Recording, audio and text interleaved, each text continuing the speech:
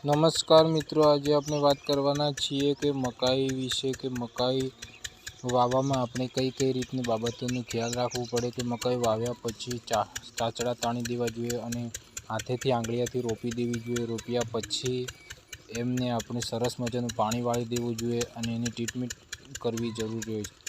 અને મિત્રો, આપણે ગાય પશુ પક્ષી વિશે, આપણે ગાય ભેંસ વિશે ચરો વાવવાનો હોય તો ઓડ વાવી અને તમે એને ટ્રીટમેન્ટ કરી અને ભેંસનું સારામાં સારું દૂધનું ઉત્પાદન કરી શકો છો। આ તમે જોઈ શકો છો સરસ મજાનો કેવો ઓડ વાવેલો છે અને આ તમે ઓડને તમે આવી રીતના કાપી શકો છો। કાપી પછી એની ફૂટ આવે ને તો બીજી વાર પણ એ થઈ જતું હોય છે, કેટલાય વાડ આવતા હોય છે। તો મિત્રો, તમે સરસ મજાનું દૂધાળા પક્ષી હોય તો તમે પણ તમારી ઘરે આવી જ રીતનું કામ કરી અને તમે પણ ટ્રીટમેન્ટ કરી તમે પણ દૂધનું ઉત્પાદન કરીને તમે પૈસા લઈ શકો છો। તો મિત્રો, વિડીયો સારો લાગ્યો તો લાઈક અને સબસ્ક્રાઈબ કરજો કે બીજા પણ વિડીયો તમને તરત મળે।